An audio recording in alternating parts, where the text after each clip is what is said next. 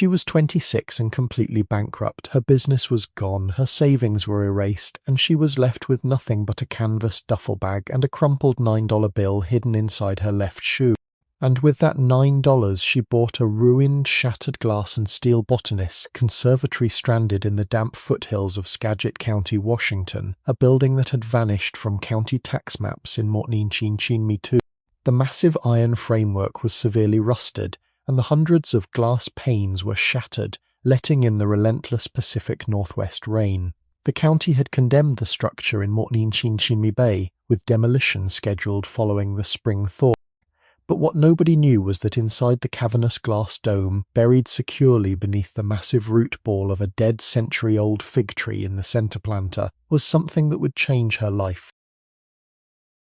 Before we continue, if stories like this mean something to you, hit subscribe and tell us in the comments where you're rewatching from. We love seeing how far these stories travel. Maya Lin had been bracing for impact her whole life without knowing it. Childhood had not been a place of stability, but a sequence of hurried departures. There were always eviction notices taped to peeling apartment doors, always landlord arguments overheard through thin drywall, always the hasty packing of cardboard boxes under the cover of night. By the time Maya was 12, she knew how to pack her entire existence in under an hour. She kept exactly which items were worth carrying and which had to be left behind to lighten the load. The geography of her youth was mapped not by landmarks but by the steady hum of Greyhound bus engines and the neon glow of all-night diners off the interstate. Her mother, Sarah, was a woman composed entirely of nervous energy and fractured hopes. She meant well, but she was always chasing a phantom stability that remained perpetually out of reach. Sarah would find a job waitressing in a diner in Seattle, only to lose it 3 months later because she could not afford the bus fare to get there. But the one constant in their nomadic life, the one anchor that Sarah refused to abandon, was not a piece of furniture but her father, Maya's grandfather, Arthur. Arthur Lin was a quiet man who carried the heavy unspoken weight of an immigrant survival. He had spent his entire life working in commercial nurseries, his hands permanently stained with tannin and soil. When Sarah's chaotic life forced them into cramped, drafty apartments across the Pacific Northwest, Arthur was the steady, silent center of gravity. He did not possess wealth, but he possessed a profound encyclopedic knowledge of the natural world. It was because of Arthur that Maya learned the slow, deliberate language of botany. They had landed in a small, damp rental in Tacoma. Behind the cracked concrete patio was a narrow strip of neglected earth, choked with aggressive invasive weeds. Arthur arrived on a Tuesday afternoon, carrying a worn canvas roll that smelled faintly of oiled steel and bone meal. He was a man of deliberate, unhurried movements, his hands thick with calluses, yet possessing a startling grace when they touched the fragile stem of a seedling. Maya, who usually retreated to her room when the stress of their poverty became overwhelming, found herself drawn to the patio. She watched from the doorway, fascinated by the gleaming silver pruning shears, the specialized grafting knives, and the patient, almost reverent way Arthur turned the heavy, clay-rich soil. He noticed her standing there after 20 minutes. He did not ask her to leave. Instead, he motioned for her to come closer, handing her a small, rusted hand trowel. "You have a quiet way about you," Arthur had said, his voice a low, gravelly rumble that seemed to vibrate in the damp air. A grower needs quiet. Not just in the garden, but in the mind. You have to listen to the soil. That afternoon began an informal apprenticeship that anchored Maya's turbulent teenage years. Every Saturday she would take the city bus to the large commercial nursery where Arthur worked as the head propagator. It was a sanctuary of humidity, green light and precision. The air inside smelled of peat moss, wet gravel and the faint sharp scent of specialized fertilizer. Arthur taught her how to hold the pruning shears, how to feel the tension of the wood through the handles, and how to make a clean, true cut just above the node. He taught her that a plant was not merely a decorative object, but a living, responsive entity that breathed with the seasons, reacting to the microscopic changes in light and temperature. A seed never truly forgets the environment it was meant for, Arthur told her once, carefully sifting a handful of perlite into a tray of rare alpine seedlings. It holds the memory of its origin. Our job is not to force it to grow, but to provide the conditions it has been waiting for. Maya absorbed his teachings completely. When Arthur passed away from a sudden, massive stroke when she was 22, she did not let the grief paralyze her. Instead, she took the small life insurance policy he had left her, a modest sum, and poured every cent of it into leasing a small piece of commercial land outside of Seattle. She was determined to build her own business, a specialized nursery focused on rare and heritage perennials. For 3 years, she poured her absolute soul into the soil. She worked 16-hour days, hauling bags of compost, building irrigation lines by hand, and cultivating a magnificent inventory of specialized plants. But stability was a fragile thing, and the collapse, when it came, was swift and brutal. The financial crisis of Hai Kong Tam hit the region like a shockwave. Landscaping budgets for the new suburban developments evaporated overnight. The commercial contractors who bought her stock went bankrupt, leaving massive invoices unpaid. The bank holding the mortgage on her leased land panicked, calling in the commercial loan under a predatory clause she had failed to fully understand. The breaking point arrived on a Tuesday in late October. Maya returned to the nursery after a desperate, futile meeting with a loan officer. The gates to her property were padlocked, secured with heavy rust-resistant chains placed there by the bank's receivership agents. Inside, her thousands of carefully cultivated plants, her entire livelihood, the physical manifestation of Arthur's teachings, were locked away, slated to be sold at auction for pennies on the dollar.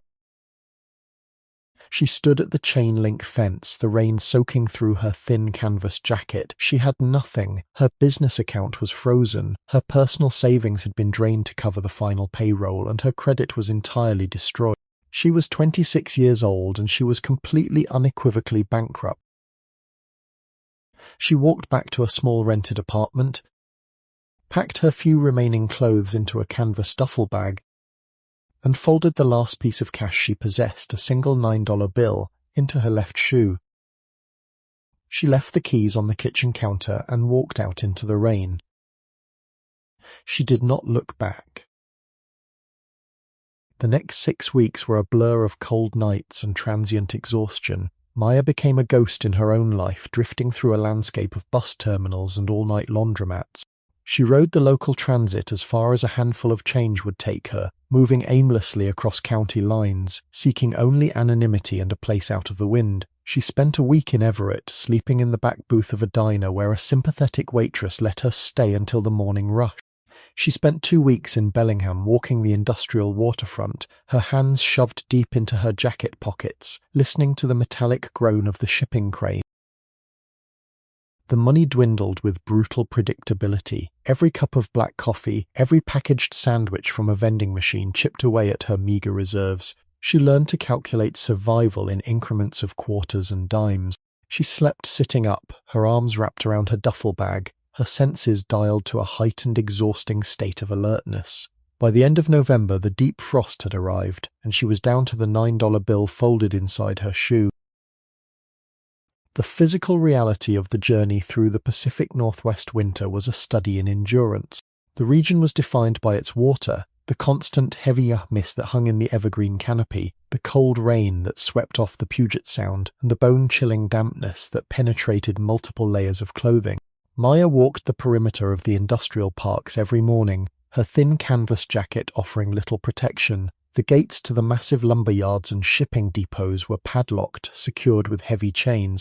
Inside, the loading docks where diesel trucks used to idle were entirely empty, casualties of the same economic collapse that had swallowed her nursery. The sheer scale of the abandonment was difficult to process.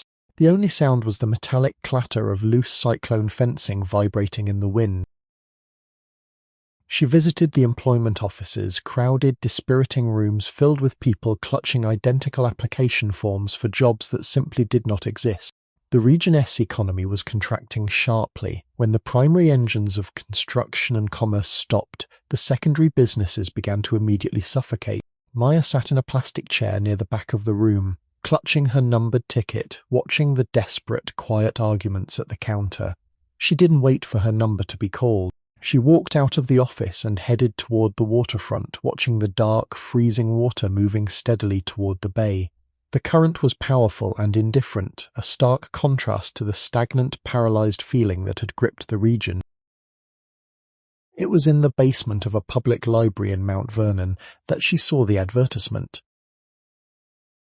It was a Tuesday afternoon, raining heavily, and the library offered a dry sanctuary. Maya sat at a scratched wooden table, absently flipping through a stack of old regional newspapers bound with twine, items slated for recycling. The paper was the Skagit County Gazette, dated 3 weeks prior.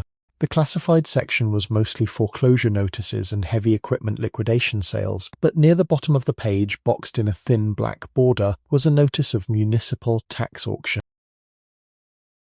The listing was brief, precise, and devoid of sentiment. Property No. 118B. End of Mill Road, Skagit County. Former commercial structure botanical conservatory greenhouse. Delinquent taxes, $5 County scheduled demolition. Sealed bids accepted. Maya stared at the words, Botanical Conservatory. The phrase jumped off the newsprint, a sudden sharp echo of a life she had thought permanently closed. She read the address again. Skagit County was a region of deep, fertile soil, a place built on agriculture and timber, a place that understood the slow rhythm of the seasons. She touched the side of her shoe. She had exactly $9.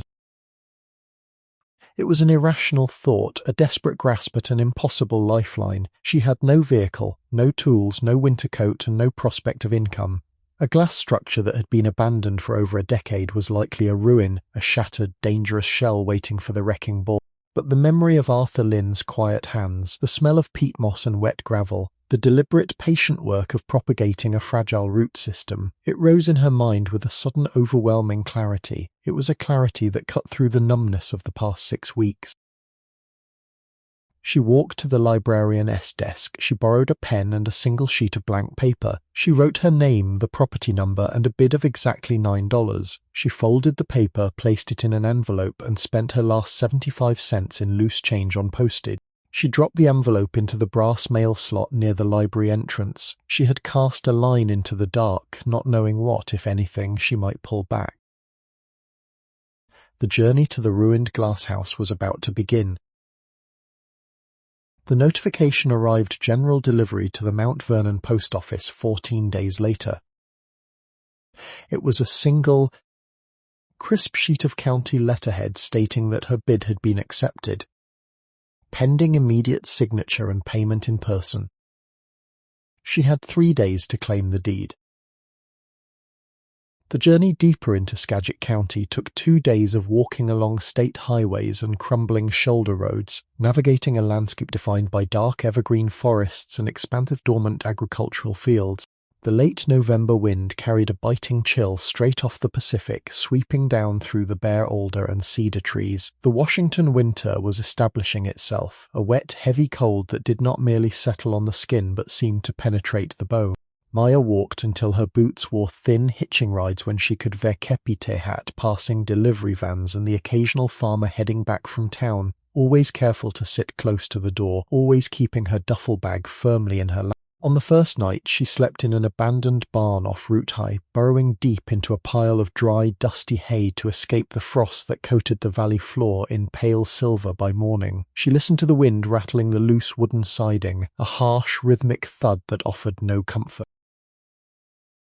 She arrived at the county seat on a Thursday afternoon under a sky the colour of old lead. The town sat in the wide, flat expanse of the Skagit Valley, a grid of brick and asphalt laid over the rich alluvial soil, surrounded by the hulking dark silhouettes of the Cascade foothill. It was a place that felt solid, weathered, and stubbornly resilient. As Maya walked down the main commercial thoroughfare, she noted the businesses that had survived the economic shift. There was a hardware store with window displays of heavy canvas tarps and chainsaw chains, a diner advertising hot coffee, a narrow pharmacy with a faded green awning, a small independent bank constructed of heavy limestone blocks, and a feed store smelling strongly of molasses and dried alfalfa. The people on the sidewalks moved with purpose, heads down against the wind, wearing heavy wool coats and thick waterproof boots. The Skagit County Clerk's Annex stood near the centre of town, a formidable structure of grey granite with heavy brass doors that seemed to guard the history of the valley. Maya climbed the wide, worn steps, her legs heavy, her duffel bag strap cutting into her shoulder. The interior of the building was cavernous and quiet, smelling of floor wax, aged paper, and the metallic tang of old radiators. The marble floors echoed with her footsteps. She followed the brass plaques on the wall until she found the property records office on the second floor. She pushed open the heavy oak door. The office was warm, the air thick and still. Behind a long wooden counter sat a man in his late 50s wearing a heavy flannel shirt over a thermal Henley. His wire-rimmed glasses rested low on his nose. A black plastic nameplate on the counter read, "Thomas Higgins, County Clerk." Thomas looked up from a stack of manila folders, his eyes settling on Maya's worn boots, her thin jacket, and the canvas bag. There was no judgment in his gaze, only a practiced, bureaucratic assessment. "Can Mott help you?" Thomas asked, his voice carrying the flat, distinct tone of the Pacific Northwest. "Mott met here for a property," Maya said, her voice raspy from the cold air and disuse. She pulled the folded county letter from her pocket and slid it across the smooth wood. Number 118B. Mill Road. The physical reality of the journey from the employment offices of Mount Vernon deep into the Skagit Valley was a brutal exercise in endurance. The distance on a map was a negligible drive in a heated car, but on foot and relying on sporadic, unreliable transit, it was an exhausting slog. Maya spent the first night of the journey huddled in the abandoned barn off Route Haimui, but the second day proved far more difficult. The weather turned violently. The grey leaden sky that had hung over the region for days finally opened up, releasing a freezing driving rain that swept sideways across the agricultural flatland. The rain was heavy and relentless, instantly soaking through Maya's thin canvas jacket and saturating her jeans. The cold water seeped into her boots, numbing her toes until she could no longer feel them hitting the pavement. She walked with her head down, her chin tucked into her collar, using her duffel bag as a meagre shield against the wind.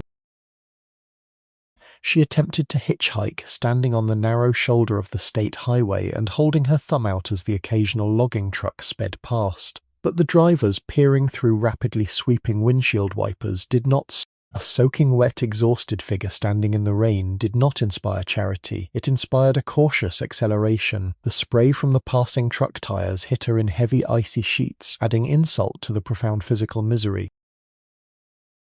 By mid-afternoon, her core temperature had dropped dangerously low. She was shivering uncontrollably, a violent full-body tremor that made her teeth chatter loud enough to hear over the wind. The landscape around her was desolate, long stretches of bare, wind-whipped fields enclosed, seasonal produce stands with their windows boarded up tight. She saw a small, independent gas station ahead, its faded sign creaking on rusty hinges. She pushed herself toward it, her legs feeling like lead weights. The small convenience store attached to the pumps was brightly. Maya pushed open the glass door, a puddle of water immediately forming around her boots on the linoleum floor. The clerk behind the counter, a young woman wearing a heavy fleece pullover, looked up from a magazine. She took in Maya's soaked clothing, her blue lips, and the way she gripped the edge of a display rack to steady herself.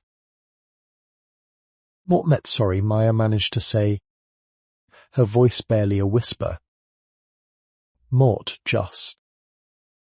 Mott need to stand inside for a minute. The clerk didn't hesitate. She walked out from behind the counter, locked the front door, and flipped the sign to closed.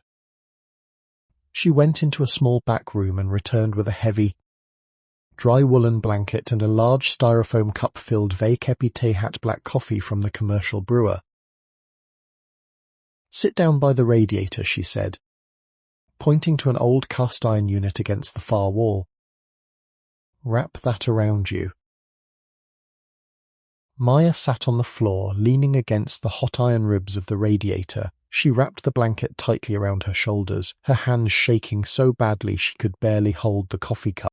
She stayed there for 2 hours, watching the rain hammer against the store windows, slowly absorbing the heat until the violent shivering subsided into a dull, exhausted ache. The clerk never asked her name, never asked where she was going, and never asked for money for the coffee. When the rain finally slowed to a manageable drizzle, Maya folded the blanket, placed it on the counter, and thanked her. She stepped back out into the fading light, her clothes still damp but her core warm, and continued walking toward the river. Thomas adjusted his glasses, peering at the letter. He looked at the letter, then at Maya, and then back at the letter. He sighed a soft sound of weary resignation, and walked over to a wall of grey metal filing cabinets. He pulled open a heavy drawer, his fingers walking over the tabs until he extracted a thick, dust-covered file. He brought it to the counter and opened it. "Maya Lin," Thomas said, reading the name aloud. He looked up Maya over the rims of his glasses. "You understand what you're rebuying here, miss? This is the house. It has a commercial glass shell. It hasn't had electricity or running water since the early 90s. The iron framework is severely rusted, the glass is mostly gone, and the county was fixing to tear it down come April." "Mot understand," Maya said. "The structural integrity is completely compromised," Thomas continued, his tone pressing, trying to impart the reality of the situation. "Kids have been throwing rocks through that roof for 15 years. There's no heat. You can live in an agricultural structure without an occupancy permit, and the inspector is going to grant one for a building that rains on the inside." "Yes, sir," Maya said. "It's a liability," Thomas said gently. "A pile of broken glass and rusted steel. You retaking on the demolition cost if you can bring it up to code." "Mot understand," Maya repeated. She reached into her shoe.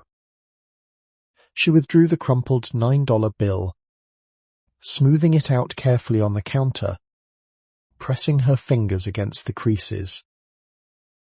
She pushed it toward Thomas. Thomas looked at the bill. He looked at Maya's determined, exhausted face. He reached for a brass ink stamp. The brass stamp came down on the transfer document with a heavy final thud. Thomas signed his name with quick, efficient strokes of a black ballpoint pen. He slid the deed, a single piece of heavy stock paper, across the counter. Maya took it. It felt substantial, a physical weight that anchored her to this valley, to this damp earth. "Mill Road is down on the south end, near the old river bend," Thomas said, pointing a pen toward the frosted glass window. "You follow the river until you hit the iron bridge, then take a left. It's the last plot on the right before the dense woods start. You can't miss it. It looks like a giant shattered greenhouse." Maya folded the deed carefully and placed it in her pocket. "Thank you." She turned to leave, but Thomas spoke again. "Lin," Thomas said, his brow furrowing slightly as he looked back down at the open fire. "Maya Lin. You can know Ovakep who built that place, Dr. Julian Alcott. He was a botanist, a quiet man. Used to bring rare orchids into town for the spring festival back in the 50s. He died a long time ago and the property sat in probate until the taxes ate it alive." Maya stopped. She did not recognize the name, but the word botanist resonated deeply within her. It was a connection to the quiet world Arthur had taught her. "Dr. Alcott was particular about his soil," Thomas added, closing the file. "Said this valley had the perfect pH balance if you knew how to treat it. If you were planning on growing anything out there, you've got good dirt under all that broken glass." He pushed a single, heavy rusted key across the wood. "This is the padlock key for the front gates. Watch your step, miss. The glass is everywhere." Maya took the key. It was cold and heavy. "Mort will." The walk to Mill Road took 40 minutes. Maya followed the rusted railroad tracks that ran parallel to the Skagit River, stepping over cracked wooden ties and scattered gravel. The commercial centre of the town faded, replaced by the sound of the wind moving through the barren alder trees and the rushing sound of the high cold river. She passed wide dormant fields of winter wheat, the dark soil turned in heavy uniform furrow. As she passed beneath the iron bridge, the road narrowed, the pavement fracturing into dirt and deep, muddy ruts. The area felt abandoned, a forgotten margin of the valley where agriculture met the encroaching, dense evergreen forest. And then she saw it. It sat at the very end of the road, backed up against a steep wooded incline of towering Douglas firs. It was a massive Victorian-style glass conservatory. Even in its ruined state, the architecture was breathtaking.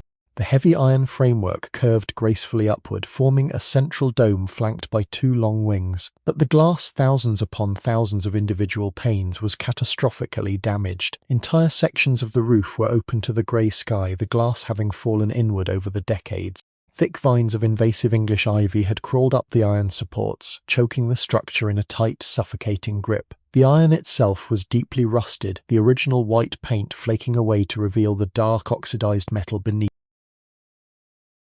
Maya stood in the muddy road, staring at the building. It was a cavernous space that seemed to swallow the dim afternoon light. It was, as Thomas had warned, a ruin. The scale of the decay was overwhelming, a physical manifestation of decades of silence and neglect. But as Maya looked at the shattered dome, at the elegant curvature of the iron that had once protected rare exotic life, she did not feel despair. She felt a strange, quiet recognition. She walked up to the heavy, wrought iron front gates. They were secured by a thick, rusted chain and a heavy brass padlock. She selected the key Thomas had given her. It slid into the lock with a scraping sound. She turned it. The mechanism resisted for a long moment, then yielded with a heavy click. She pulled the chain free. It fell to the concrete step with a loud clatter. She placed both hands against the iron gates and pushed. They opened with a long, agonizing groan of neglected hinges. The air that met her was violently cold and intensely damp, carrying the unmistakable scent of deep abandonment. It smelled of dry rot, wet rust, decaying organic matter, and the sharp acidic tang of stagnant water. Maya stepped across the threshold, her boots crunching loudly on a thick layer of broken glass and fallen leaves. The main room under the central dome was vast, the ceiling stretching up 40 feet, supported by the curving iron trusses. The light was dim, filtering through the grime-caked remaining glass, illuminating floating dust motes that danced in the still air. The space was a graveyard of ambition. In the centre of the room sat a massive circular brick planter at least 20 feet in diameter. Rising from the centre of this planter was the skeletal remains of an enormous tree, its thick grey trunk dead and entirely stripped of bark. Heavy, rusted iron planting benches lined the perimeter of the room, their surfaces covered in broken terracotta pots and the tangled, petrified remains of long-dead vines. Maya walked slowly through the room, her senses overwhelmed. She ran her hand along the edge of a planting bench. The iron was solid, deeply scarred by years of humidity. She found a side door that led to a smaller attached structure, a former brick boiler room and potting shed. It was dark, but the slate roof above it was relatively intact, offering a small, dry sanctuary from the rain that was beginning to fall freely through the shattered dome. The sun began to dip behind the Cascade foothills and the temperature inside the conservatory plummeted. The cold was a physical presence pressing against her from all sides. Maya returned to the brick boiler room. She cleared a space on the concrete floor, sweeping away the worst of the debris with a piece of scrap wood. She set her duffel bag down and sat against the wall. She had no heat, no light, and no food. The wind picked up, howling through the broken glass in the main room, creating a high whistling sound that resonated through the iron framework. She zipped her jacket up to her chin and pulled her knees to her chest. The darkness was absolute. She listened to the sounds of the building settling, the metal shifting as the temperature dropped. It was a terrifying, isolating symphony of decay. Yet, as she closed her eyes, the panic that had chased her for 6 weeks did not arrive. The fear of the bank, the tension of the failure, the exhausting hypervigilance of the streets, all of it seemed to stop at the heavy iron gate. She was cold and she was hungry and she was entirely alone in a ruined building on the edge of a forgotten valley, but the space belonged to her, the soil belonged to her. She laid her head against the canvas duffel bag. She listened to the wind moving through the dead branches of the central tree. Some seeds are not abandoned, only waiting for the right hands to wake them. The first night inside the brick boiler room was an exercise in sensory deprivation and acoustic magnification. As the final light of the evening faded from the shattered glass dome, the darkness inside the conservatory became absolute. Maya sat on the cold concrete floor, leaning back against her canvas duffel bag, pulling her thin jacket tightly around her shoulders. The cold here was not like the cold of the open streets. It was a trapped, stagnant chill, the accumulated frost of a building that had been open to the elements for decades. It seemed to seep upward from the concrete, settling into her bones with a heavy leaden ache. With her vision entirely useless, her hearing compensated with terrifying acuity. The building was an acoustic amplifier. The heavy iron framework groaned continuously under the invisible weight of the wind moving off the foothills. The sound was not a simple creak, but a deep, resonant moan like the hull of a massive ship under strain. The relentless Washington rain fell through the broken roof, hitting the stone floor and the dry soil of the planters in a chaotic, irregular rhythm. Sometime after midnight, she heard the distinct sound of something moving inside the main room. It was a rapid, scurrying scratch, the unmistakable noise of rodents navigating the dry husks of the dead vines. The sound travelled the length of the iron benches, pausing, then continuing with frantic energy. It was a stark reminder that the building had long ago been reclaimed by the natural environment, that she was the intruder in a space that had established its own ecosystem of decay and survival.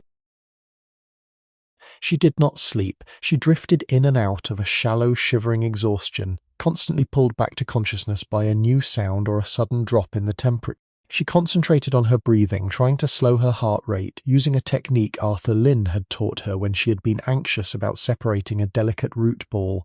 Focus on the inhalation, Arthur had said, his hands resting calmly in the dirt. The panic lives in the shallow breaths. Breathe from the diaphragm. When the first pale grey light of dawn finally began to filter through the grime-caked glass, outlining the massive dead tree in the centre of the main room, Maya felt a profound, exhausting sense of victory. She had survived the night. The iron had not collapsed. She had not been discovered. She stood up, her joints protesting with stiff, agonizing pops. She walked into the main room, her breath plumbing in the freezing air, and looked at the massive scale of the destruction. The terror of the night receded, replaced by the sheer, imposing reality of the physical labor that lay ahead.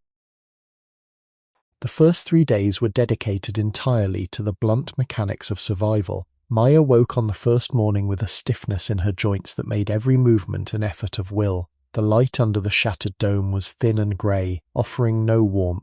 She spent the morning exploring the exterior of the property. Behind the building, half hidden by a thick tangle of dormant blackberry brambles, she found a massive cast-iron rainwater cistern connected to the copper gutters of the brick boiler room. The heavy iron spigot at the base was frozen solid Verkehrt rust. She spent an hour striking it rhythmically with a heavy piece of broken brick, working the rust loose until, with a sudden agonizing shriek of metal, the handle gave way. The first few gallons ran brown with rust and decaying leaves, but after 10 minutes of steady flow the water ran clear and agonizingly cold. It tasted strongly of minerals and old copper, but it was clean. Inside, she mapped the hazards of her new domain. She walked the concrete floor of the main room with deliberate caution, memorizing the locations of the deepest piles of shattered glass and the rusted, jagged edges of collapsed planting benches. She spent hours sweeping the main aisles with a large, heavy branch of Douglas fir she dragged in from the woods, moving the heaviest debris into the corners. It was exhaustive, physical labor that left her hands raw and her muscles burning, but it provided a distraction from the gnawing ache in her stomach. By the end of the 3rd day, she knew she had to venture back into town to find a hardware store, and she knew she needed to clear the center plant. She walked the 2 miles back to the commercial district, her steps measured. She sought out the hardware store she had seen on her first day. The sign above the door read Hanson & Sons Supply. A bell attached to the heavy glass door chimed as she entered. The store smelled of machine oil, fertilizer, and fresh-cut lumber. The aisles were narrow, packed floor to ceiling with every conceivable tool and agricultural material. Behind the front counter stood a man in his late 60s. He wore heavy denim overalls over a thermal shirt, his forearms thick and corded with muscle. His hands were stained with grease that no amount of scrubbing would ever fully remove. His expression was serious, the lines around his eyes etched deep by years of squinting into the sun or focusing on small, precise tasks. He watched her approach, taking in her thin jacket and her exhausted face. "Help you find something?" he asked. His voice was gravelly, carrying the same unhurried cadence as Thomas the county clerk. "Mott needs supplies," Maya said, keeping her voice steady. "But Mott don't have money to pay you today." Mort bought the old conservatory on Mill Road from the county. Mort need materials to secure the boiler room. The man leaned against the counter. He looked at her for a long, silent moment. The silence stretched, filled only by the hum of the fluorescent lights overhead. He was not a man given to sudden decisions or emotional charity. He was assessing her, weighing the risk of a stranger against the unwritten codes of a valley that survived by mutual reliance. "That glass house has been empty since '94, he said finally. "Glass is mostly gone. Iron is rusted through." "Motkano vekep," Maya said.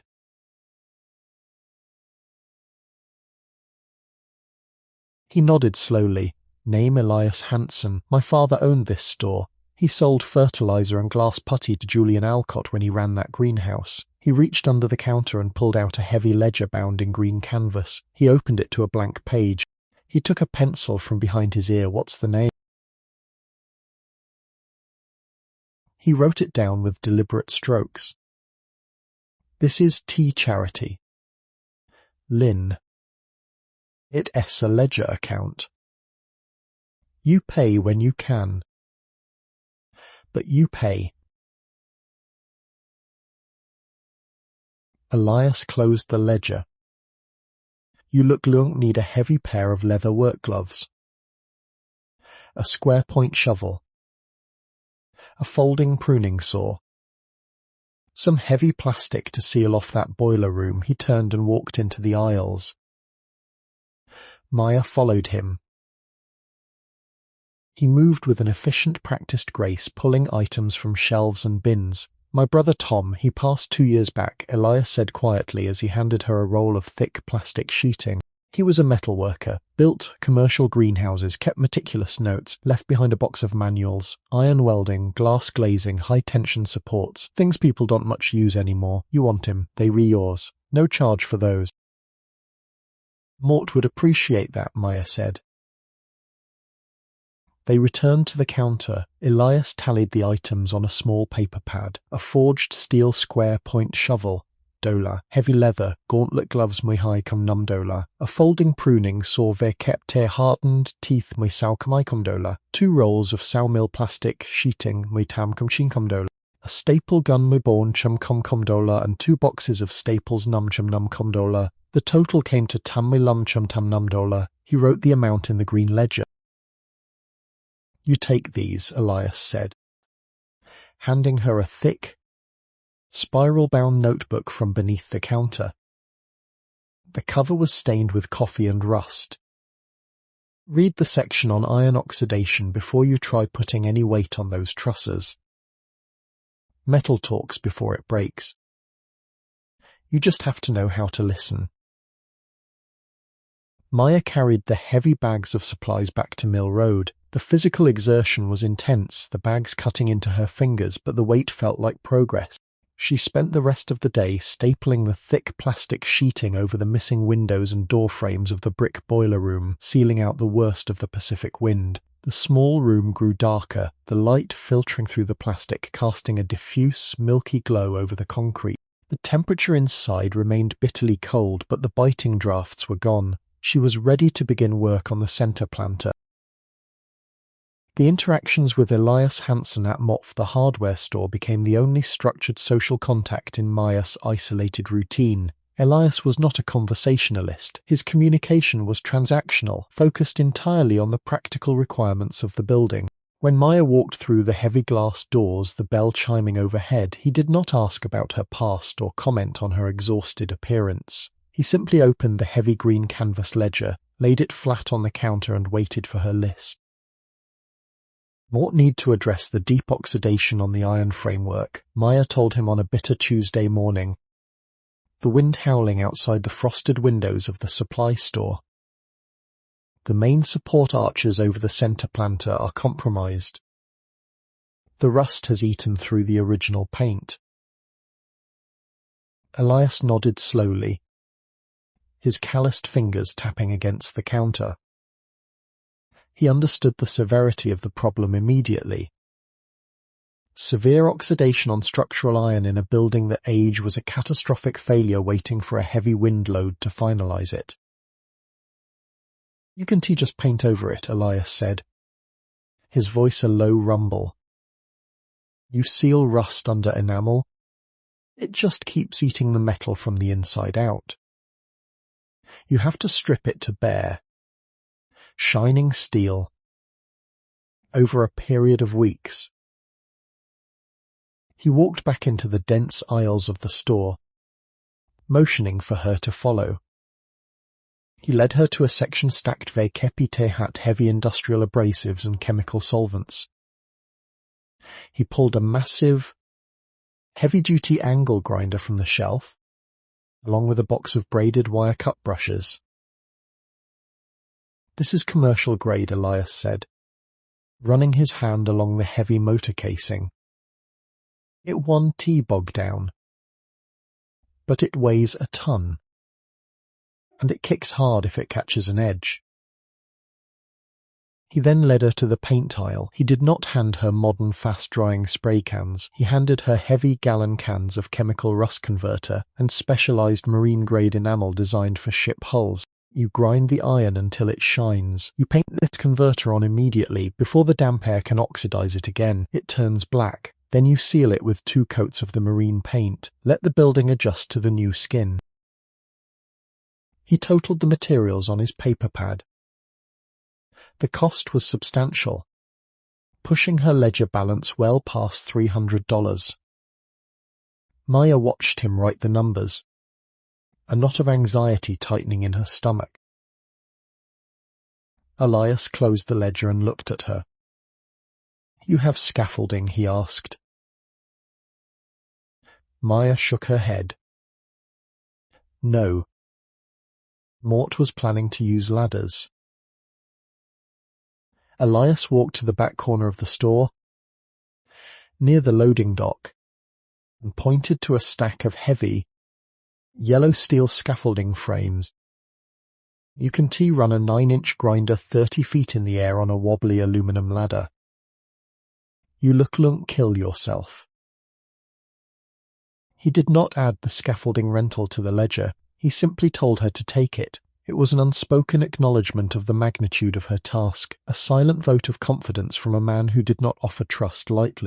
Maya arranged for Caleb to deliver the massive steel frames and the heavy hardware back to the conservatory, the weight of the iron grounding her in the reality of the work ahead.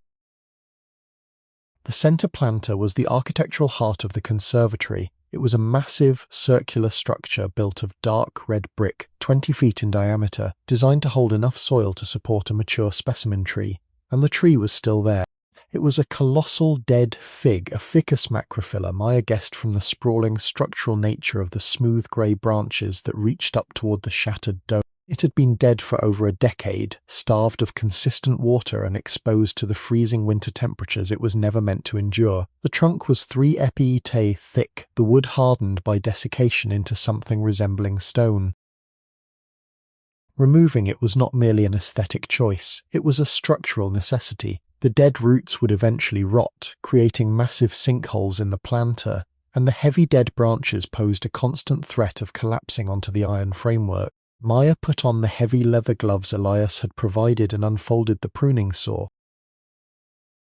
She began with the branches, climbing carefully onto the brick retaining wall. She worked methodically, cutting the smaller limbs first to reduce the weight, letting the dead wood fall to the dirt below. The wood was incredibly hard, binding the saw blade and sending sharp vibrations up her arm.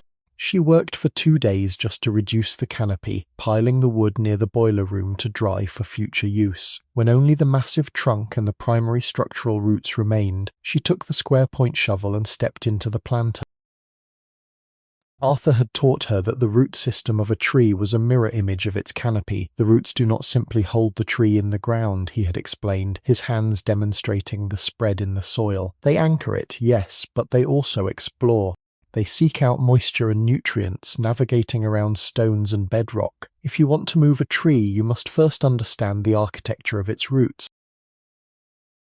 Maya began to dig a trench around the perimeter of the trunk, staying 3 feet back from the bark to locate the primary anchor roots. The soil in the planter was extraordinary. Even after years of neglect, it was loose, loamy, and dark with rich organic matter. Dr. Alcott had clearly engineered this growing medium with obsessive care, blending sharp sand for drainage where kept heavy compost. The shovel bit into the earth with a satisfying soft crunch. She dug for 3 hours, severing the smaller roots with the blade of the shovel and using the pruning saw for the thick woody anchors. She was covered in dirt, her face streaked hat sweat despite the freezing temperature inside the glasshouse. She worked the shovel deep beneath the main root ball, using the long handle as a lever to pry the massive stump upward. She drove the shovel down hard, aiming for a point directly beneath the center of the trunk. The steel blade struck something hard.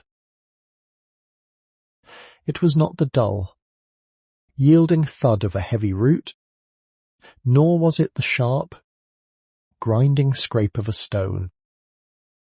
It was a distinct, metallic ring.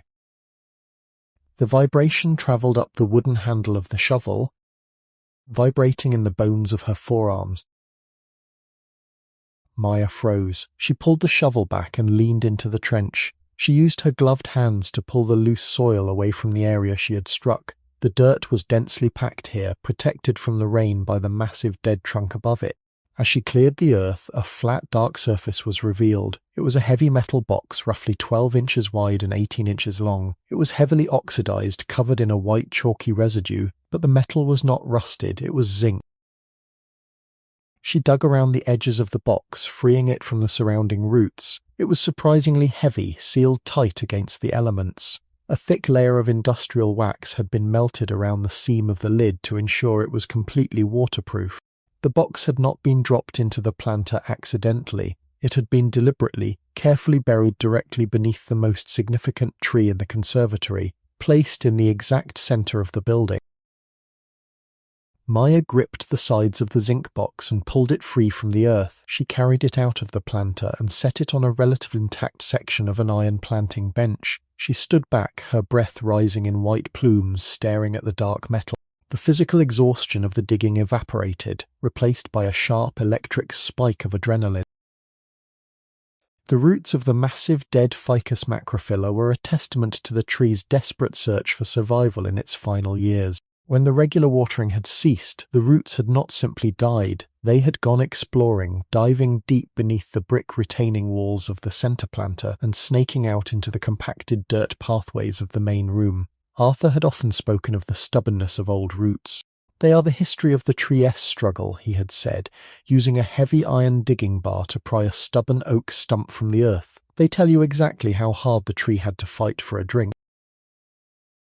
Maya encountered this struggle immediately. Her square-point shovel was useless against the thickest anchor roots. They were as thick as her thigh, covered in a dense cork-like bark that had hardened to the consistency of cured oak. She was forced to abandon the shovel and rely entirely on the folding pruning saw Elias had provided. She knelt in the dirt, the air around her thick with the smell of dry earth and pulverized wood. The saw blade was aggressive, its hardened teeth designed to cut on the pull stroke, but the dead fig wood bound the blade constantly. Every cut required intense, full-body leverage. She positioned herself over the trench she had dug, gripping the handle of the saw with both hands, using the strength of her back and shoulders rather than just her arms. It took her nearly 45 minutes to sever the first major anchor root. When the wood finally snapped, had a loud, sharp crack that echoed through the glass dome. Maya fell back against the brick wall, her chest heaving, her forearms cramping violently. The physical exertion was absolute. There were 5 more anchor roots of similar size holding the stump in place. She developed a rhythm to survive the labor. She would saw steadily for 20 minutes, ignoring the burning ache in her muscles, then rest for 5 minutes, drinking small sips of the freezing metallic water from the cistern. She used the heavy steel blade of the shovel as a wedge, driving it into the saw cuts to keep the wood from pinching the blade. As she worked deeper into the root ball, the sheer density of the root system became apparent. It was a tangled, chaotic knot of wood, a desperate architecture built to extract every possible drop of moisture from the failing soil. She had to cut her way in, piece by agonizing piece, hauling the heavy, severed chunks of wood out of the planter and tossing them onto the concrete floor. By the end of the second day, her heavy leather gloves were stained dark with sweat and dirt, and the knuckles of her hands were swollen and stiff. The massive stump was finally loose, resting entirely on the center taproot, swaying slightly when she pushed against it. The hardest part of the excavation was complete, but the soil beneath the center of the tree, the soil that had been protected from the elements for a century, remained undisturbed, waiting for the final decisive cut. She used the blade of the pruning saw to carefully scrape away the thick layer of hardened industrial wax sealing the lid. The wax chipped away in pale, brittle flakes, revealing a tight mechanical seam. Maya wedged the edge of the blade under the lip of the zinc cover and pried upward. The lid resisted, held by a slight vacuum, then popped free with a sharp hiss of rushing air. She pulled the lid off. The air inside the box was perfectly dry, smelling faintly of camphor and old paper. The interior was divided into neat compartments, lined with heavy, oiled canvas. She reached into the largest compartment and withdrew a heavy canvas roll bound with leather cord. She untied it, spreading it flat on the iron bench. It contained a set of magnificent antique botanical tools. There were grafting knives forged from high-carbon steel, their blades razor-sharp and unblemished by rust. There were specialized pruning shears had solid brass handles, and a set of delicate brass tweezers designed for hand-pollinating rare orchids. These were not the mass-produced tools she had used at her failed nursery. They were instruments of absolute precision, crafted for a master botanist. In the second compartment, nestled in custom-cut recesses of dense cork, was a collection of heavy glass vials. Each vial was sealed hat red wax, and contained hundreds of seeds. Maya held one up to the grey light filtering through the dome. The seeds were varied, some large and dark like coffee beans, others fine as dust. Small paper labels were affixed to each vial, written in precise, elegant fountain pen script, detailing complex Latin binomials. They were heritage varieties, rare genetic stock that had likely been lost to commercial cultivation decades ago. In the final compartment lay a metal cigar tin. Maya opened it. Inside, resting on top of a neatly folded stack of old currency, was a silver military medal attached to a faded ribbon. The star was tarnished black with age, but the date engraved on the back was clear, Morchin Ball 2. Beneath the medal and the money lay a thick envelope made of heavy parchment paper. Maya carefully lifted the paper currency. The bills were crisp, smelling of the dry camphor. There were $20 bills with the faces of presidents long past, their margins slightly yellowed. She counted them slowly, her hands trembling. 100, 200, 500. The total came to exactly $940. The coins were heavy silver half-dollars and worn Liberty dimes, currency that had not seen circulation in decades. The silver military medal was heavy and cold in her hand. The implication was profound. The man who had built this glass sanctuary, the botanist who had cultivated rare life in this valley, had buried his most valuable possessions beneath the roots of his greatest tree. She did not open the envelope immediately. The weight of the discovery, the sheer improbability of the cache, was too massive to absorb while standing in the freezing, shattered conservatory. She placed the tools, the glass vials, and the tin box carefully back into the dainty nosé container. She carried it into the small, dry boiler room, setting it on a high shelf away from the damp concrete floor. She walked back outside, closing the heavy iron gates behind her. The night was falling rapidly, the sky turning a bruised, deep violet over the Cascade foothills. She stood there for a long time, listening to the Skagit River moving heavily against its muddy banks. She did not feel the cold. She felt a profound, settling stillness. The frantic energy of the past 6 weeks, the desperate scramble for survival after the bankruptcy, seemed to drain away into the dark soil. She had arrived. She did not know what the letter contained, but she knew that the morning would bring a new reality. She waited for daylight, her breath rising in white plumes, watching the stars turn slowly over the deep river valley. Some seeds are not abandoned, only waiting for the right hands to wake them. The morning broke grey and bitterly cold, the pale light filtering through the plastic sheeting, covering the door of the boiler room. Maya woke with the first light, her muscles stiff from the concrete floor. She wrapped her thin jacket tightly around her shoulders and went to the shop. She brought the metal cigar tin down, sitting cross-legged on the floor. She opened the tin. She removed the heavy silver military medal, placing it carefully on the concrete. She lifted the stacks of old currency. Beneath them lay the thick parchment envelope. The paper was stiff, yellowed at the edges by decades of confinement underground. There was no name written on the outside, only a date in dark ink. November Muihai Mochi Namsao. She slid her thumbnail under the sealed flap. The glue gave way with a dry, tearing sound. Inside were 4 sheets of heavy stationery, covered in a dense, meticulous script written in dark blue fountain pen ink. Maya recognized the handwriting style instantly. It was the same precise, unhurried script that graced the seed vials, the elegant, forward-leaning letters of a man accustomed to recording scientific data. Her breath caught in her throat. She moved closer to the plastic-covered doorway to catch the light and began to read. My dear one, whoever you are. Mort write this from the small potting shed at the back of the conservatory, watching the first snow of the season settle over the dark waters of the Skagit River. Mort am writing to you because Mort know that one day, perhaps many years from now, someone will dig deep enough into the center planter to find this box. I buried it for that precise purpose. Mort write to you because my body is failing, and the work of maintaining this glass sanctuary has grown too heavy for an old man to carry. Last week, my physician in Seattle confirmed what Mott have suspected for over a year. My heart is failing. The valves are deteriorating. Within a year, perhaps 2, Mott will no longer be able to lift a watering can or climb a ladder to replace a broken pane of glass. For a botanist whose entire life has been defined by the daily physical care of rare life, this is a profound and final sentence. A gardener who cannot tend his soil is a man watching his world slowly die. Mort must close the conservatory. Mort must let the iron rust and the glass fall.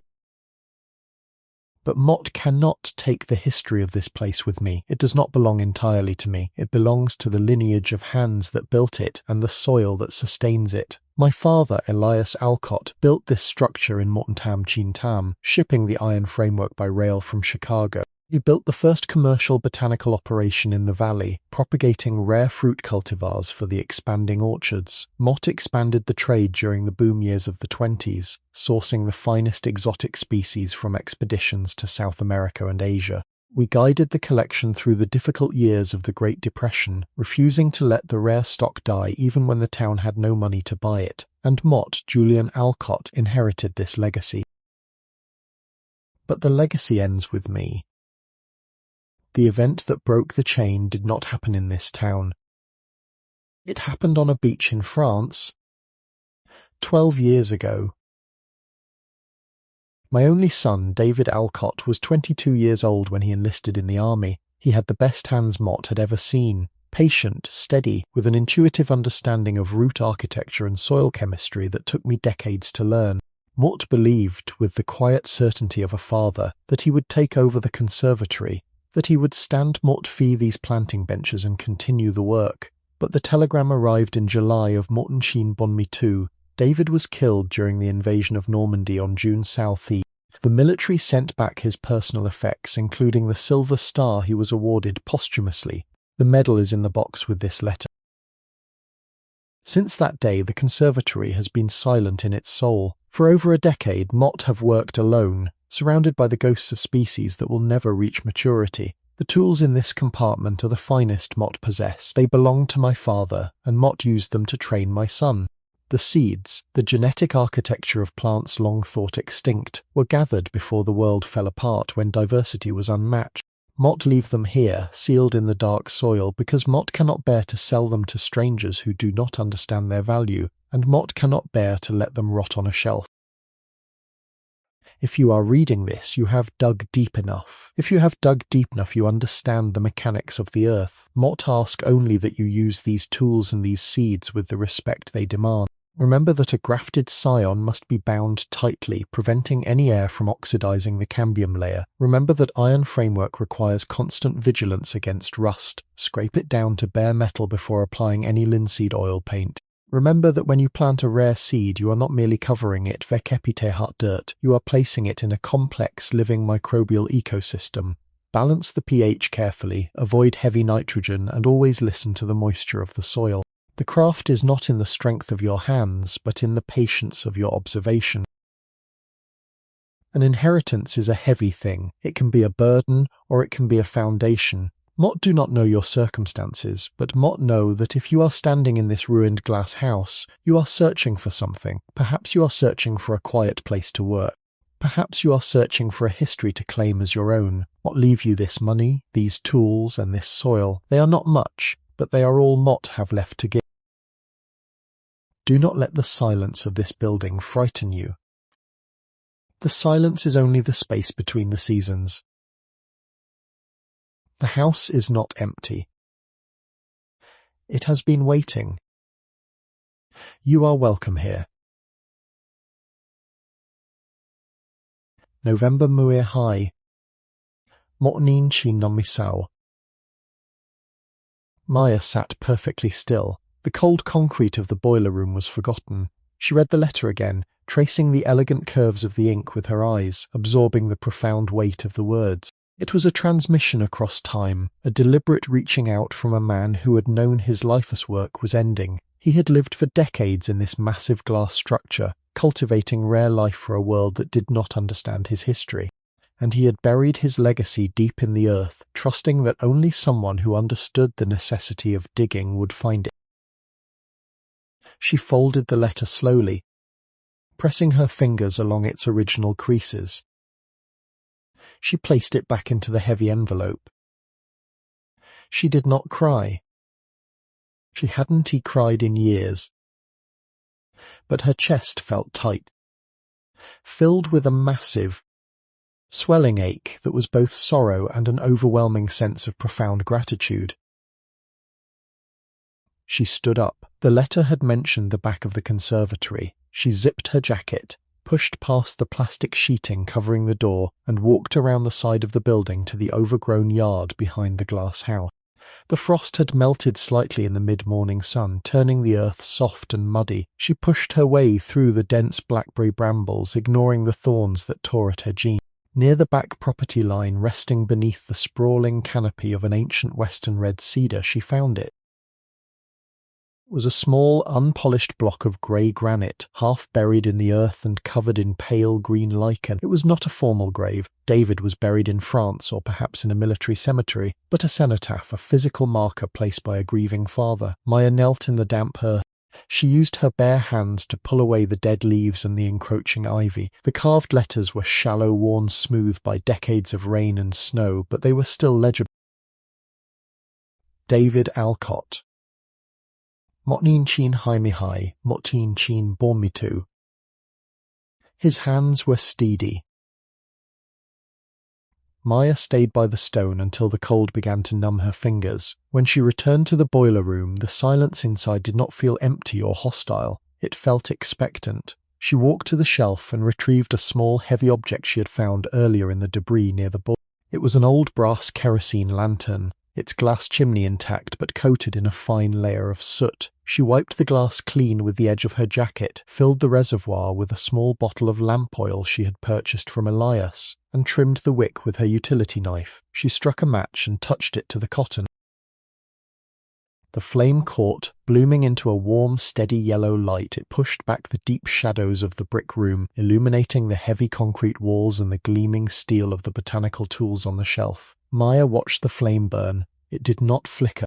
It was a small, defiant point of light in a building that had been dark for decades. Sitting in the glow of the lantern, she thought about the improbable chain of events that had brought her to this specific coordinate on the map. She thought about the waitress in Everett who had let her sleep in the booth and brought her a plate of hot fries. She thought about the librarian in Mount Vernon who had silently handed her a pen and a piece of paper, asking no questions about her worn boots or her exhaustion. She thought about Thomas Higgins at the county clerk's office, who had warned her but had stamped the deed anyway, handing over the keys with a quiet look of understanding. And she thought of Arthur Lynn, a quiet man who had recognized a frightened girl's need for quiet and had taught her the only language she fully understood. Before we continue, if you have ever been the recipient of a small, unexpected kindness from a stranger, tell us about it in the comments below. Sometimes it is the smallest gestures, the quiet allowances made by people who owe us nothing, that alter the trajectory of our lives the most. That night, Maya did not sleep shivering against the cold concrete. She laid her canvas duffel bag out near the small wood stove she had cobbled together from loose bricks and an old piece of stovepipe, where the radiant heat kept the bitter chill at bay. Beside her, resting on the floor, she placed the sealed envelope containing Julian S. letter and the silver military medal. She closed her eyes. For the first time in 6 weeks, the exhausting hypervigilance did not grip her chest. She slept deeply, dreamlessly, anchored by the physical weight of the history resting beside her. The restoration of the conservatory did not begin with seeds or soil. It began with the brutal, unglamorous physics of structural triage. The most urgent threat was the rusted iron framework. The heavy winter storms of the Pacific Northwest were imminent, and if the compromised trusses failed, the building would collapse inward, destroying the planters and everything else. Maya sat by the makeshift stove the next morning, a brown paper grocery bag spread flat across her knees. Using Elias Brother S manual as a guide, she sketched the dimensions of the central dome, calculating the load-bearing requirements for the compromised sections. She worked slowly, checking her figures twice. She needed to remove the rust entirely down to bare metal before applying a specialized rust-converting primer and a heavy coat of marine-grade enamel. She took a portion of the cash from the cigar tin, 3 $20 bills, and walked back to Hanson & Sons Supply. Elias reviewed her paper bag schematic, his heavy brows furrowing. "You re-stripping the iron trusses," he observed, tracing her pencil lines with a thick finger. "That's the right call. But you can't use hand brushes for a job that big. You will be there until next year. You need an angle grinder with heavy wire cut brushes. It's dangerous work up on those ladders." "Mort can do it," Maya said. Elias looked at her, assessing her slight frame. He did not offer pity or doubt, only practical reality. "You look like need a heavy extension cord, a generator since you don't have power, and safety gear, and you can to lift that generator alone." He paused, closing the green ledger. "My nephew Caleb is 17. Big kid. He helps out at his dad's logging site, but things are slow in the winter. Mort can send him over with the truck tomorrow morning. You pay him $5 for the day to help you lift." "Thank you, Elias." The work on the high iron trusses required a level of physical courage Maya did not know she possessed. The scaffolding Caleb had delivered was heavy, industrial-grade steel, but even when fully assembled and locked, it swayed slightly under her weight when she reached the highest tiers near the central dome. At 30 feet above the concrete floor, the perspective of the ruined conservatory shifted dramatically. Looking down, the massive center planter looked like a dark open wound in the floor. Looking up, the shattered glass of the dome offered no protection from the vertigo.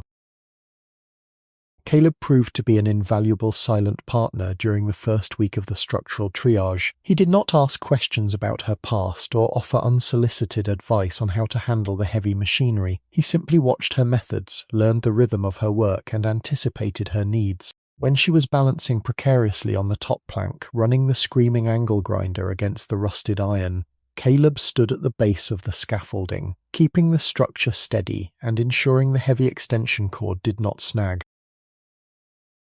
During the brief breaks they took, sitting on the edge of the brick planters and drinking hot coffee from a thermos, Caleb occasionally spoke about the history of the Skagit Valley. He talked about the massive floods that sometimes swept over the agricultural flats, and the stoic resilience of the farmers who simply waited for the water to recede before planting again. "My grandfather used to say the valley has a long memory," Caleb said one afternoon, looking up at the freshly stripped iron arch Maya had just completed. "He said you can't force the land to do what it does to want to do. You have to work with its bones. This place," he gestured to the massive iron framework, "it has good bones."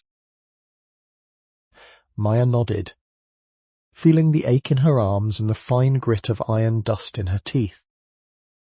"The iron is sound," she agreed. "It just needs to be remembered."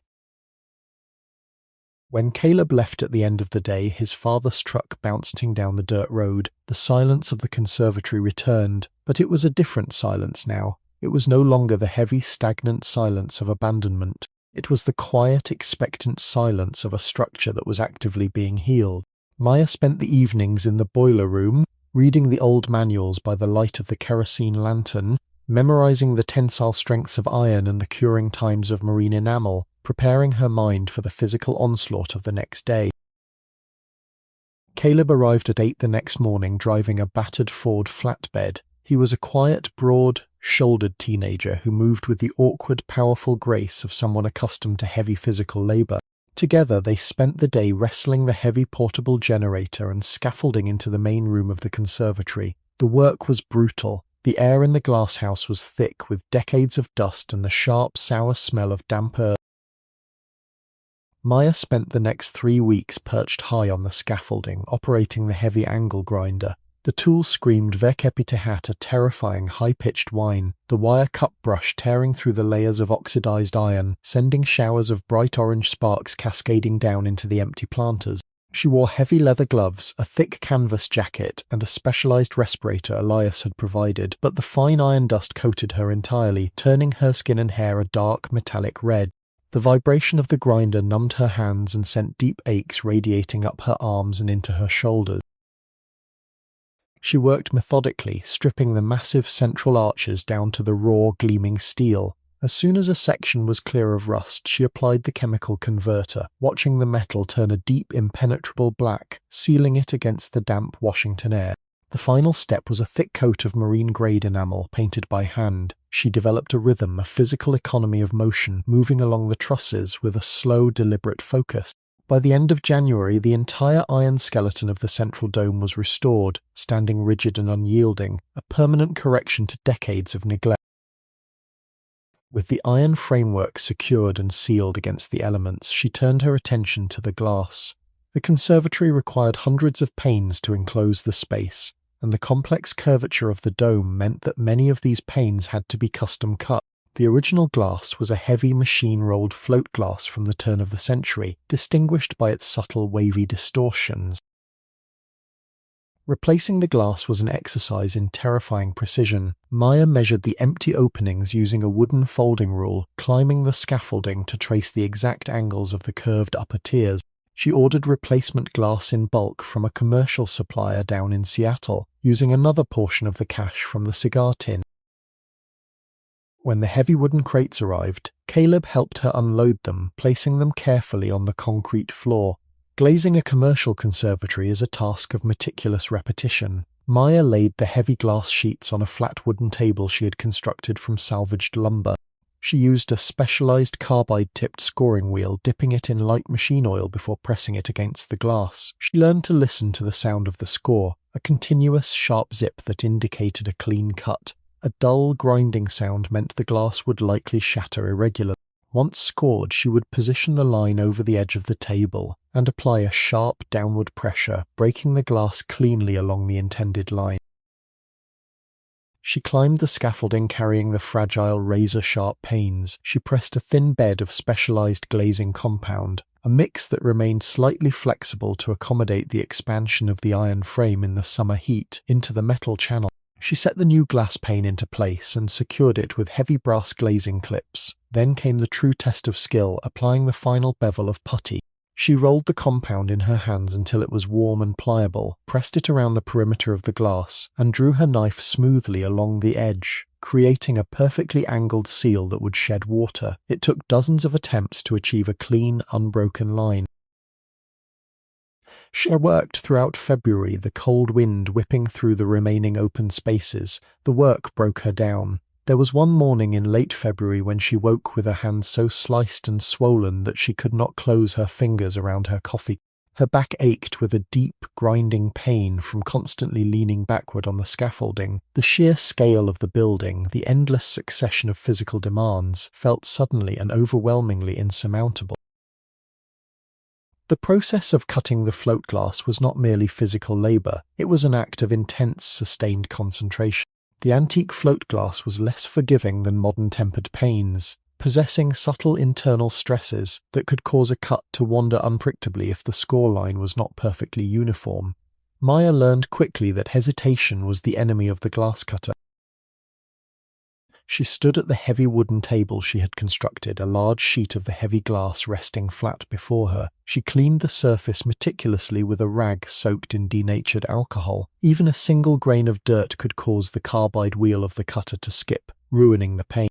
She placed her wooden straight edge along the measured marks, pressing down with her left hand to secure it. With her right hand she gripped the brass handle of the cutter, dipping the small wheel into a shallow cup of light machine oil. She took a slow, deep breath from her diaphragm, centering her focus. She placed the wheel at the far edge of the glass, applied firm, consistent pressure, and drew the cutter smoothly toward her body. The sound was a sharp, satisfying sizzle, a continuous tearing noise that indicated the surface tension of the glass had been perfectly broken. She did not stop until the wheel rolled off the near edge. She slid the glass until the score line rested exactly over the edge of the wooden table. She placed one hand flat on the supported side, gripped the overhanging section with her other hand, and snapped her wrist downward with a sharp, decisive motion.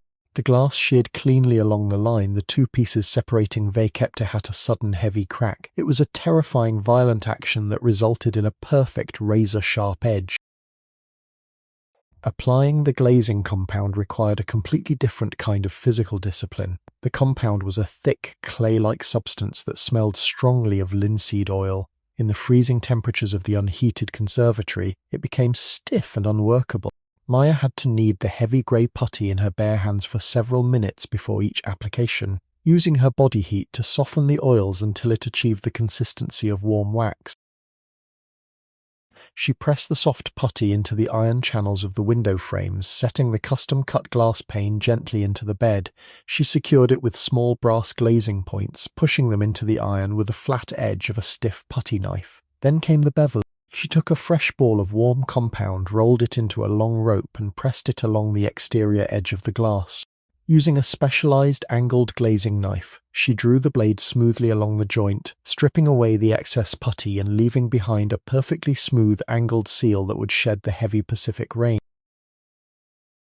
It was exhaustive, repetitive work. Her hands were permanently coated in a thin layer of dried linseed oil. Her fingernails packed hat grey putty. Her shoulders ached from the constant upward pressure required to seal the overhead panes in the dome. But as the days turned into weeks and the shattered openings were systematically filled with clear, solid glass, the atmosphere inside the building began to shift. The constant biting wind was halted.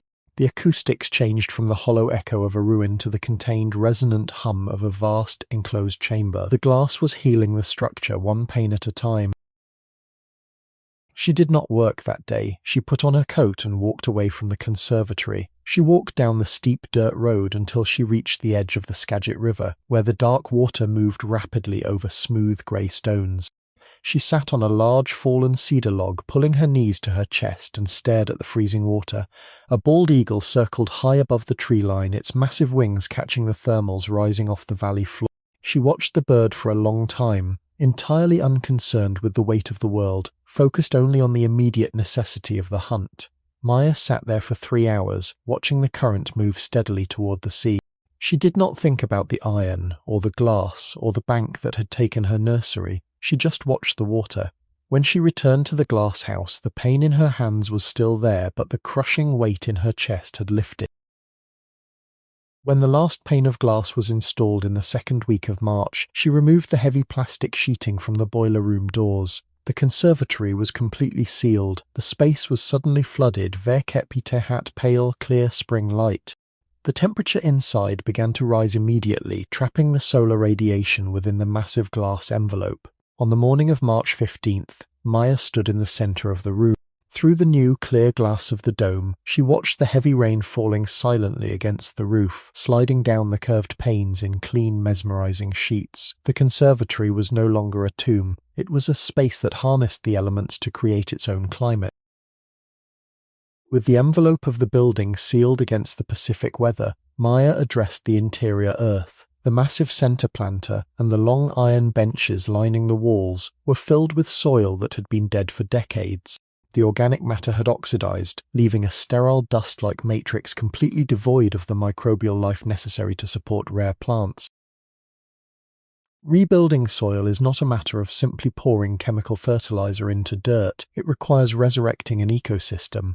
Maya spent late March physically removing the top 2 feet of dead soil from every planter in the building, hauling it out in heavy wheelbarrow loads. She replaced it with rich, dark compost she sourced from a local dairy farm down the valley, trading her labor, mending fences and clearing brush for the massive cubic yards of material she needed. She blended the heavy compost with sharp horticultural sand and dark peat moss, turning the mixture repeatedly with her square point shovel until it was light, aerated, and smelled deeply of the forest floor. She added ground bone meal and kelp extract, balancing the pH with meticulous care. She used a simple pH testing kit, mixing the soil with distilled water, watching the color change, adding small amounts of crushed limestone to raise the alkalinity where needed. She stood back, her arms aching from the repetitive turning motion, dark soil coating her hands and jeans. The air inside the conservatory was warm and incredibly humid, smelling strongly of wet earth and potential. She looked at the center planter, now a dark, rich expanse of pristine soil, ready to receive the history sealed in the Daty-Nose box. The science of soil is not a passive endeavor, it is active biological engineering. Arthur Lynn had taught Maya that dirt is dead, but soil is a living organism, a complex matrix of minerals, decomposing organic matter and billions of microscopic life forms. The material currently occupying the massive brick planters of the conservatory was simply dirt. Decades of exposure to the elements and a complete lack of fresh organic input had oxidized the carbon, leaving behind a sterile, dusty powder that could not support the delicate root systems of the heritage seed. Maya's approach to rebuilding the soil was methodical and heavily reliant on the agricultural resources of the Skagit Valley. She secured a source of raw, unaged dairy manure from a small, struggling farm near the river, trading her labor for access to the nutrient-dense material. She hauled it back to the conservatory in Caleb S. truck, piling it high near the back boiler room. The composting process required immense physical exertion and precise environmental control. She built 3 large slatted wooden bins from salvaged lumber to house the active pile. She layered the heavy green nitrogen of the raw manure with thick layers of brown carbon. Dried oak leaves she raked from the surrounding woods, shredded newspaper, and the chipped remains of the dead fig branches she had pruned earlier. Every 3 days she used a heavy, long-handled pitchfork to turn the piles. This aerated the dense material, providing the oxygen necessary for the aerobic bacteria to break down the complex organic compounds. The core temperature of the piles soared, often reaching over 140 degrees Fahrenheit. On the coldest mornings in late winter, thick columns of white steam would rise from the wooden bins as she turned the dark, breaking. It was a tangible, visible sign of the biological fire burning within the compost. As the compost matured over the weeks, turning from recognizable waste into a rich, dark substance that smelled sweet and earthy, like a forest floor after a heavy rain, Maya began the process of blending the final growing medium. She mixed the finished compost with sharp-washed horticultural sand to ensure proper drainage, and added large bales of sphagnum peat moss to retain moisture and lower the pH slightly for the acid-loving species she anticipated planting. She tested the soil constantly. She used small glass vials from a testing kit, taking core samples from different depths in the massive center planter. She mixed the soil with distilled water, added the chemical reagents, and watched the water change color. A bright green indicated a neutral pH of Beichum Kung, while yellow leaned acidic and blue alkaline. When a section tested too acidic, she incorporated finely ground agricultural limestone, working it deep into the soil with her hands. When a section needed more readily available phosphorus for root development, she added handfuls of sterilized bone meal. By the time the final pane of glass was installed in the dome, the soil in the planters was perfect. It was loose, friable, and packed with the necessary nutrients to sustain life. She ran her hands through the dark earth in the center planter, feeling the soft, cool texture against her skin. The stage was set. The environment had been meticulously, painstakingly prepared. The soil was no longer dead, it was waiting. The restoration of the conservatory was an intensely solitary endeavor, but Maya's presence on the edge of town did not go unnoticed. The Skagit Valley was a place that respected hard, physical labor, and the townspeople observed her steady, solitary progress with a growing, silent approval. It began with Maggie, the owner of the diner on the main thoroughfare. Maggie was a woman of formidable presence, possessing a sharp tongue and a deep, unyielding practicality. Maya had stopped by the diner twice a week throughout the winter, ordering nothing but black coffee and sitting in the back booth. Maggie never asked questions.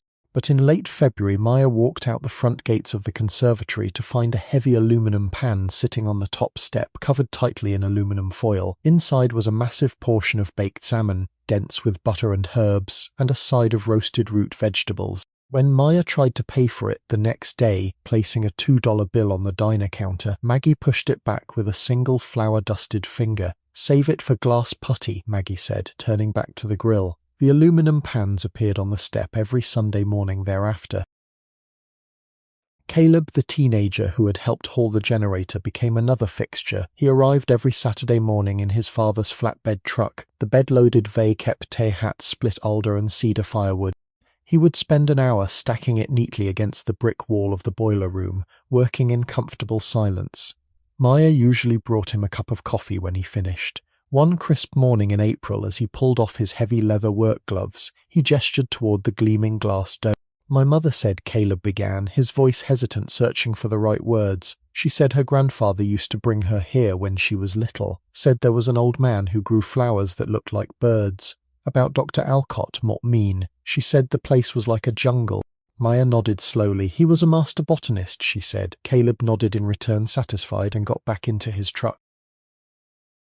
Then there was Pastor Miller, the minister of the small community church down the road. He was a tall, impossibly thin man who took a daily constitutional walk that brought him past the conservatory just as the sun broke over the valley. He never stopped to preach or inquire about Maya's soul. He would simply pause at the edge of the dirt road, leaning lightly on his walking stick, and watch her work on the exterior brickwork or sweep the front steps. "May the soil be kind today, Miss Lynn," he would say, touching the brim of his hat before continuing his walk. His brief, consistent presence was a steadying rhythm in the long, quiet days. The food deliveries from Maggie were not simply acts of charity. They were a quiet, sustained lifeline. As the brutal winter dragged on, Maya's physical reserves were severely depleted. The constant, shivering cold and the massive caloric burn of hauling heavy glass, stripping iron and mixing soil had stripped away what little weight she carried. She was living almost entirely on cheap oatmeal and heavily watered-down coffee. Maggie, from her vantage point behind the diner counter, observed this slow deterioration with the sharp, unsentimental eye of a woman who had seen her share of hard times. She did not offer sympathy, which Maya would have rejected. She offered dense, Practical sustenance. One Tuesday evening, the rain coming down in heavy sheets, Maya opened the front gates to find Maggie herself standing on the step, wrapped in a heavy wool coat, holding a large insulated thermos. "The river's running high," Maggie said abruptly, pushing the thermos into Maya's hands. "Means a cold snap is coming behind the rain. That beef stew. Eat it while it's hot." "Maggie, Mort can keep taking this," Maya said, her voice raspy. "More owe Elias for materials. What can he add a diner tab to the ledger?" Maggie pulled her coat tighter against the rain. She looked at Maya, then past her, into the dim interior of the glass house where the small stove glowed and the newly cleared planters caught the light. "Mort grew up in this valley," Maggie said, her voice losing its usual sharp edge. "My father worked the timber mills. He worked 14-hour shifts, deafened by the saws, breathing sawdust until his lungs gave out. Bought exactly one rare orchid for my mother in his entire life. He bought it here, from Julian Alcott. It was a dark purple cattleya, and it bloomed on her windowsill every spring until the day she died." Maggie looked back at Maya. "This town has watched too many farms fail and too many greenhouses go dark. We retired of empty buildings. We retired of rot." She tapped the thermos in Maya's hands. "You refixing the rot. The stew is free. Eat it." The relationship between Maya and Maggie, the diner owner, was forged not through extended conversation but through the consistent, reliable transfer of calories. Maggie was a fixture in the Skagit Valley, a woman whose life had been dictated by the unpredictable cycles of agriculture and the timber industry. She operated her diner with a fierce, protective efficiency, serving heavy, unpretentious food to men and women who worked with their hands. She recognized the specific kind of exhaustion that radiated from Maya, the bone-deep weariness that comes not just from physical labor but from the terrifying precarity of having absolutely no safety net. When Maya entered the diner on those rare occasions when she could afford a coffee, she always sat in the small, worn booth near the back door. The booth offered a clear view of the entire room but remained unobtrusive. Maggie would approach, wipe the already clean Formica table with a damp rag, and slide a thick ceramic mug of black coffee across the surface. She never offered a menu. "You look like you've been eating drywall dust," Maggie observed one afternoon in late winter, looking at the fine, pale powder of dried glazing putty that clung to Maya's jacket. "Linseed oil and chalk," Maya corrected quietly, wrapping her hands around the hot mug to thaw her stiff fingers. Maggie grunted, a sound of mild, non-committal acknowledgement. She walked back behind the counter, disappearing into the kitchen for a moment. When she returned, she did not carry the coffee pot. She carried a heavy white porcelain plate piled high with meatloaf, densely packed with onions and herbs, smothered in a thick brown gravy, alongside a massive scoop of mashed potatoes. She set it down in front of Maya. "What did Aina to order this?" Maya said, her voice tight, immediately calculating the cost and realizing she was $3 short. "Maggie, Mort canned tea. It's the end of the lunch rush." "It was going in the bin," Maggie lied smoothly, her expression entirely unreadable. "It's a health code violation to keep it. Eat it or throw it out yourself. Mott don't care." She turned and walked away before Maya could argue further. The lie was transparent. The meatloaf was steaming hot, the gravy freshly ladled, but the delivery was structured perfectly to allow Maya to accept the food without the crushing weight of overt charity. It was a transaction of pride preservation. Maya ate the food slowly, savoring the rich, dense protein, feeling the immediate, stabilizing effect it had on her shivering muscles. This unspoken arrangement continued throughout the brutal final months of the winter. The food deliveries to the conservatory gates became more frequent, always wrapped tightly in foil to retain the heat against the freezing wind. Maggie never asked for updates on the glass restoration, and Maya never offered. The understanding between them was rooted in the shared knowledge that some tasks are simply too massive to explain, and that survival often depends on the quiet, unacknowledged support of those who have weathered their own storm. When the final pane of glass was set and the conservatory was finally sealed, the first thing Maya did was walk into town, sit in the back booth, and order a full breakfast, paying for it with the last of the cash she had earned helping Caleb S. father load cordwood. Maggie took the money without comment, but she brought out a slice of fresh blackberry pie with the eggs. Maggie turned and walked back down the dirt road toward the town, leaning heavily into the wind. Maya stood in the gateway, the heavy thermos radiating heat against her chest. She closed the gates, secured the padlock, and walked back to the boiler. She poured the thick, dark stew into a tin cup. She ate it slowly, tasting the rich, savory broth, feeling the profound, unexpected warmth of a community that was quietly deciding to claim her as its own. In the early days of May, with the massive center planter filled with rich, prepared soil, Maya turned her attention to the back of the brick boiler room. The space was dominated by an enormous, obsolete cast-iron steam boiler that had once heated the entire conservatory. It was a relic of the industrial age, heavily rusted and completely non-functional. Maya spent several days clearing the debris that had accumulated around its base, hauling out petrified bags of fertilizer and shattered terracotta pots. While sweeping behind the massive iron tank, her broom struck something heavy in the dirt. It was a large forged brass water valve key, nearly 8 inches long. The bow of the key was cast in an unusual, intricate geometric pattern. It was heavily tarnished, but the brass beneath the oxidation was solid. Maya held the heavy key, turning it over in her hands. It did not fit any of the remaining spigots or the main water main she had restored. She began a methodical search of the boiler room, examining the heavy iron access doors on the boiler itself and the brickwork surrounding it. Near the base of the brick chimney that serviced the boiler, perfectly flush with the surrounding masonry and almost invisible in the dim light, she found a small, square brass plate. It was heavily oxidized, blending seamlessly with the dark red brick. In the center of the plate was a deeply recessed keyhole. Maya knelt on the concrete floor. She inserted the heavy brass valve key into the plate. The fit was absolute. She turned it.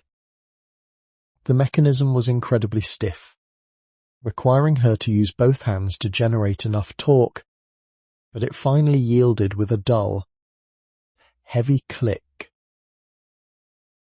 A small section of the brick wall, disguised behind the brass plate, swung outward on a hidden, oiled hinge. It revealed a deep cavity carved directly into the masonry of the chimney base. The cavity was lined with thick lead sheeting to keep out moisture and rodents. Inside rested a carefully folded American flag. Maya pulled it out gently. It was made of heavy cotton bunting, the colors faded but still distinct. She counted the stars in the blue canton. There were 40. It was a flag from an era before Alaska and Hawaii, the flag that had draped the coffins of the Second World War. Tucked into the folds of the heavy cotton was a small, stiff index card. The handwriting was Julian Alcott's elegant script. To the one who holds the key, the card read, "My son David was lost on the beaches of Normandy. June Sow. Mortensheen born me too. A father cannot bear to look upon the colours that claimed his only child. Mott hide them here, in the foundation of the house we built together, until the day the grief has settled. Julian Alcott." Maya held the flag to her chest. She looked back at the main room of the conservatory, the gleaming glass dome catching the late afternoon sun. The history of the place was not just a collection of tools and rare seeds. It was a dense, intertwined narrative of loss and preservation, a silent contract between generations. The following June, on the 6th day of the month, Maya took the silver military medal she had found in the Deity No Zay box and drove to the County Veterans Memorial. She pinned the tarnished silver star to the bulletin board at the entrance, a quiet acknowledgement of the young man with the steady hands who had never returned to take his place at the planting bench. Spring arrived in the Skagit Valley not with a sudden burst of warmth, but as a slow, agonizing thaw. The heavy frost on the dormant fields began to break apart, turning the earth into a rich, dark mud. The air lost its sharp, metallic bite, replaced by the deep, rich scent of wet loam and emerging life. Inside the conservatory, the environment was entirely different. The glass dome magnified the weak spring sun, creating a humid tropical microclimate that stood in stark contrast to the chilly Pacific Northwest air outside. Maya opened the heavy iron ventilation panels near the roof peak, allowing the trapped heat to circulate. The conservatory breathed. The smell of old dust and dry rot was completely gone, replaced by the scent of warm, fertile soil. She stood in the centre of the room, looking at the monumental amount of work she had accomplished in 5 months. The iron was secure, the glass was whole, the planters were filled with a perfectly balanced growing medium. The massive shattered space had been wrestled back from the brink of collapse and transformed into a sanctuary of light and clean earth. The rusted tools had been cleaned, oiled, and hung on a pegboard in the boiler room. The glass vials of seeds remained securely stored on the high shelf. It was time to begin. Maya brought the heavy Deity No Zay box into the main room. She set it on an iron planting bench. She carefully opened the glass vials, her hands steady. She did not know of exactly what these heritage seeds would produce. The Latin binomials were complex, some referencing rare cultivars of camellia and passiflora that had likely not bloomed in North America since the Second World War. She worked with absolute precision, using the brass tweezers to place the tiny seeds into shallow furrows in the center planter. She covered them lightly with a mixture of fine sand and peat moss, pressing the soil down gently to ensure seed-to-soil contact. She watered them using a fine misting nozzle she had attached to the restored cistern pump, ensuring the delicate seeds were not washed away. Then she waited.